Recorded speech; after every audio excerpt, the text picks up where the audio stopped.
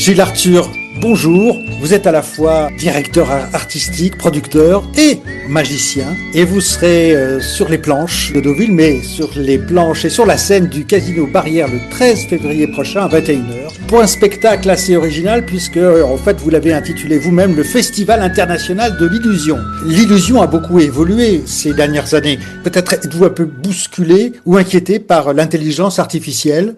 Alors, pour l'instant, on n'est pas du tout inquiété par l'intelligence artificielle. Comme quand est arrivé la télévision, le spectacle vivant, on pensait que ça pouvait être gênant pour le spectacle vivant. Pas du tout, parce que en fait, la magie évolue tout le temps. Donc, la magie sur scène est en permanente évolution. Si je prends quelques exemples, dans les années 2000, d'ailleurs moi je faisais partie à l'époque des magiciens actifs, on avait une surenchère du gros, c'est-à-dire David Copperfield faisait disparaître un avion, disparaître la Statue de la Liberté. Moi j'avais fait léviter un hôtel de ville où est né le Festival des Mandrakes d'Or d'ailleurs à Gagny.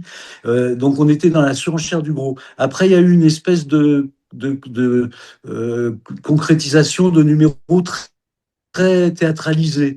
Après, il y a eu une mode street magie, de magie de rue. Après, il y a eu une mode de théâtralisation avec argument. Après, aujourd'hui, pour arriver aujourd'hui, pour vous montrer que ça évolue tout le temps, il y a une mode évidente du mentalisme, par exemple.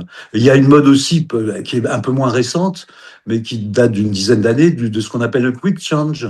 Donc, en fait, la magie est toujours en évolution.